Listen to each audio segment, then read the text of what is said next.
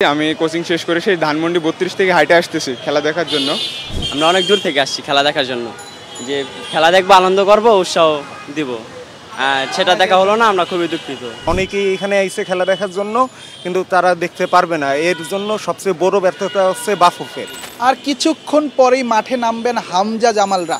আমি এই মুহূর্তে দাঁড়িয়ে আছি ঢাকা ইউনিভার্সিটির টিএসসি প্রাঙ্গণে, যেখানে প্রতিবারই বাংলাদেশের ফুটবল ম্যাচের আগে কিংবা ক্রিকেট ম্যাচের আগে আয়োজন করা হয়, এখানে জায়ান্ট স্ক্রিন লাগানো হয়। কিন্তু ম্যাচ শুরু হওয়ার এখনও 30 মিনিট বাকি। আমি যখন কথা বলছি তখন আমার ঘড়িতে বাজে ঠিক 5:30, অর্থাৎ 30 মিনিট পরেই কিন্তু বাংলাদেশ হংকংয়ের যে দ্বিতীয় লেগ, যেটা হংকংয়ে অনুষ্ঠিত হচ্ছে, সেখানে কিন্তু বাংলাদেশের খেলোয়াড়রা, বাংলাদেশ ফুটবল দল সেখানে তারা দ্বিতীয় লেগে খেলতে নামবে।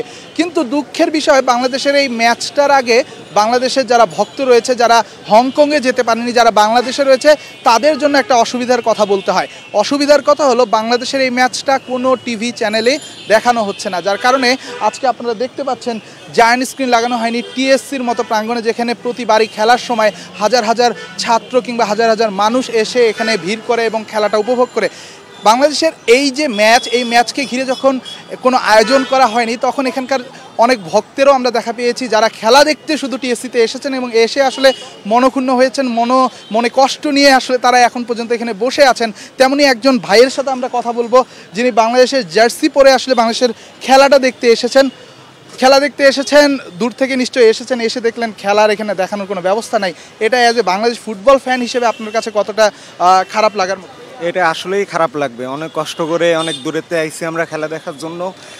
প্রথমে ভাবছিলাম মনে হয় টি স্পোর্টস মনে হয় সম্প্রচার করবে, কিন্তু এই মুহূর্তে খবর পাইলাম তারা নাকি সম্প্রচারের কিনে নেয়নি। তাহলে পরা এরম খেলা করে তো কোনো লাভ নেই। আমি তো চাইলে ঘরে বসে ফোনেও দেখতে পারতাম, কিন্তু ফোনে দেখবো না, ভাবছিলাম টিএসসিতে আসবো, এনজয় করব, কিন্তু আসার পরে দেখলাম পুরোপুরি ফাঁকা, কোনো স্ক্রিনের ব্যবস্থা নেই। এটা খুবই দুঃখজনক। বাংলাদেশে হামজা কিংবা প্রবাসী ফুটবলাররা আসার পর ফুটবলের একটা আলাদা জনপ্রিয়তা আমরা দেখতে পাচ্ছি।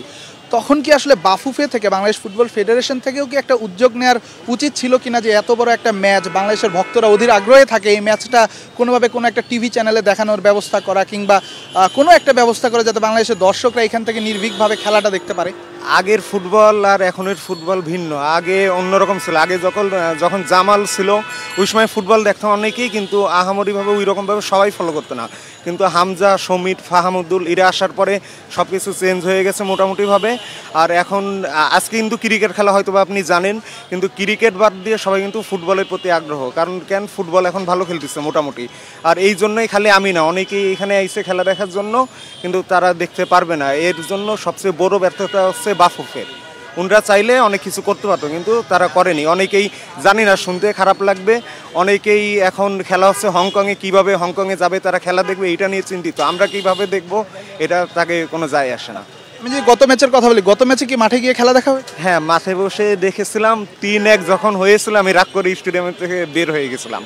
যার পরে বের হওয়ার পরেই দেখলাম 2-2, 3-3 সমতা। ওর পরে অনেক খারাপ লাগলো। এত কষ্ট করে টিকিট কাটলাম, গেলাম, কিন্তু ফুল খেলা দেখতে পারলাম না। গত ম্যাচের কথা যদি বলি, একাদশ নিয়ে বেশ কথা হয়েছে। জায়ান আহমেদ, শোভ, আমিদুল, তাদেরকে প্রথমে রাখা হয়নি। কোচ কাবরেরার বেশ সমালোচনা এটা নিয়ে হয়েছে। মানে আপনারা অ্যাজ এ দর্শক হিসেবে কাবরেরাকে কিভাবে দেখেন, কিংবা ওই একাদশ নিয়ে তার যে পরিকল্পনা ছিল সেটা আসলে কতটা যুক্তিযুক্ত মনে হয়েছে? কাবরেরা মোটামুটি ভালো কোচ, এমন বলবো না সে খারাপ, ভালো।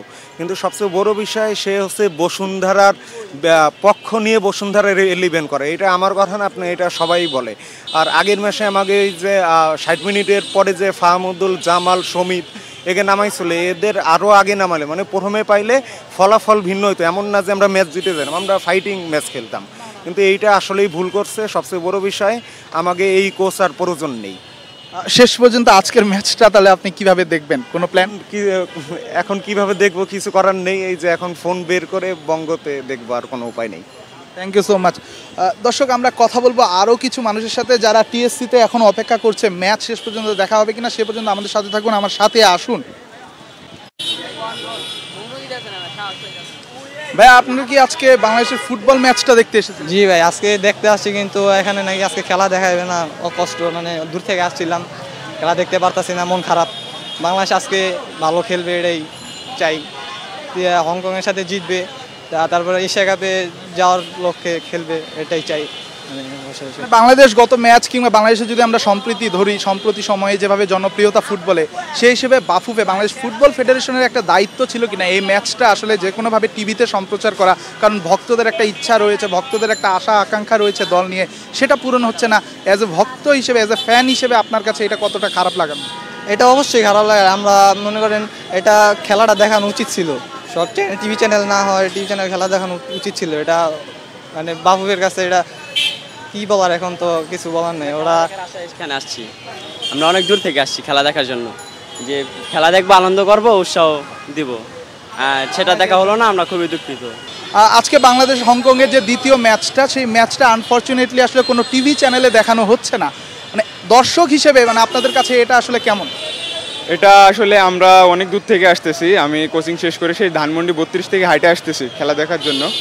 আসলে আইসা দেখি যে খেলা দেখাচ্ছে না, আমরা অনেকজনই আসছি, আসলে আমরা হতাশ যে খেলা দেখাচ্ছ না অনেক দূর। এর দায়টা আসলে কাকে দিবেন আপনারা?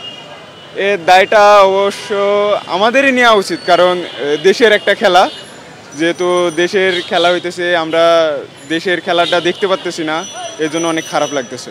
বাফুফে কি পারতো না যে আসলে ভক্তদের কথা চিন্তা করে এই ম্যাচটা আসলে টিভিতে সম্প্রচার করার একটা ব্যবস্থা করা? হ্যাঁ, এটা অবশ্যই পারতো। এর আগে যেমন টেকনো থেকে দেখাইছে, আজকে দেখাইতেছে না।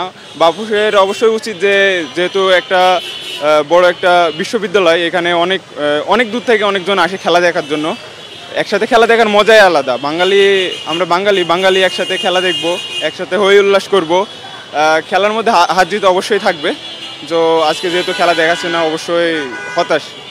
থ্যাংক ইউ আপনাকে। দর্শক শুনছিলেন আসলে টিএসসি থেকে ভক্তদের যে একটা দুঃখ, ভক্তদের যে আসলে একটা চাপা ক্ষোভ, সেটাই যেন বহিঃপ্রকাশ তারা করেছে আমাদের সামনে, আমাদের কাছে। বাংলাদেশের ফুটবল ম্যাচ একটা গুরুত্বপূর্ণ ম্যাচ, হংকংয়ের বিপক্ষে ম্যাচ, সেটাও আবার দেশের বাইরে। সেখানে বাংলাদেশের যারা ফুটবল ভক্ত রয়েছে তারা আসলে ম্যাচটা ভালোভাবে দেখতে পারছে না, তাদেরকে অ্যাপে দেখতে হচ্ছে। অনেকের ইচ্ছা ছিল আসলে টিএসসিতে বড় পর্দায় টিভি চ্যানেলে আসলে খেলাটা দেখার, কিন্তু সেটা যেহেতু সুযোগ হচ্ছে না, বাংলাদেশের ফুটবল ভক্তরা নিশ্চয়ই শেষ পর্যন্ত মোবাইল অ্যাপ কিংবা যে ওয়েবসাইট রয়েছে সেখানেই খেলাটা দেখবে। তবে এর দায় কিন্তু বাফুফেকে নিতে হবে। বাফুফে এর দায় কি এড়াতে পারে? রেদওয়ান শাওন, ঢাকা বিশ্ববিদ্যালয়ের টিএসসি থেকে, স্টার নিউজ, ঢাকা।